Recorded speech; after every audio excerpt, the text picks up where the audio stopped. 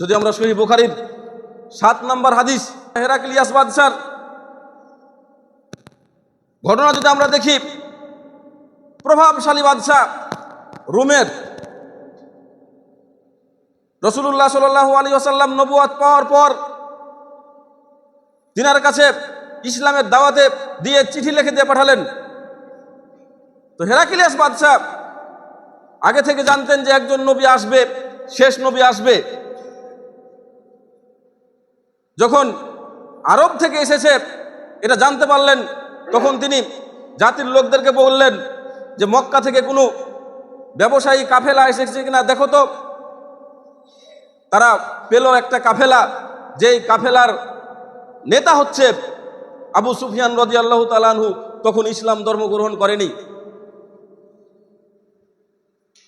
তার নেতৃত্বাধীন ব্যবসায়ী দলটাকে হেরাক্লা বাদশাহ নিজের কাছে নিয়ে গেল যে রাসূলুল্লাহ সাল্লাল্লাহু আলাইহি ওয়াসাল্লাম যে যিনি নবী দাবি করছেন তার ব্যাপারে তিনি কয়েকটি প্রশ্ন করলেন যে লোকটা কেমন, তার বংশ কেমন, তিনি কি মিথ্যা কথা বলেন, কারা তার ধর্মে দীক্ষিত হচ্ছে, ধর্মে দীক্ষিত হওয়ার পর কি আবার ফিরে আসছে, যুদ্ধের অবস্থা কি, এইগুলো বললেন। আবু সুফিয়ান রাদিয়াল্লাহু তাআলা আনহু সে সময় অমুসলিম, তিনি চাইলেও মিথ্যা বলতে পারলেন না, যা ছিল সত্য তাই বললেন।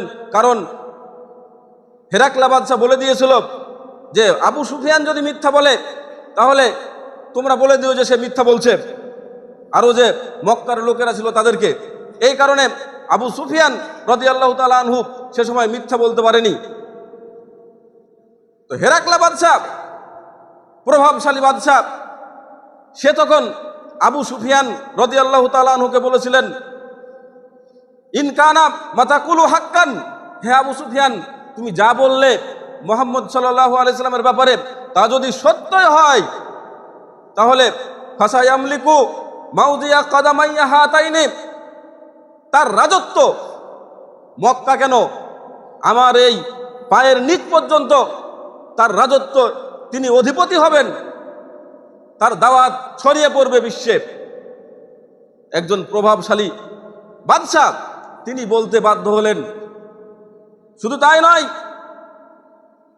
তিনি এবার ভালোবাসা তার প্রতি, অমুসলিম একজন, কিন্তু তিনি যে আসবেন হক নবী, সত্য নবী, তার প্রতি ভালোবাসা দিয়ে এবার বলছেন, আমি যদি নিশ্চিত জানতে পারি যে তিনার সাথে আমার সাক্ষাৎ হবে তাহলে সাক্ষাৎ করতে গিয়ে যত কষ্ট হয় আমি তো সব কষ্ট আমি সহ্য করে নেব।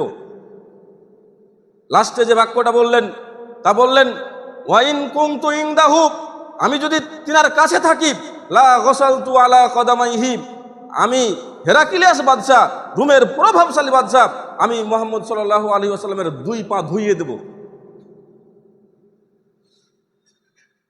দেখেন রাসূলুল্লাহ সাল্লাল্লাহু আলাইহি ওয়াসাল্লামের প্রতি ভালোবাসা, কিন্তু তিনারা তখনও অমুসলিম, যদিও হেরাক্লা বাদশাহ অমুসলিম থেকেই গিয়েছিলেন নেতৃত্বের লোভে।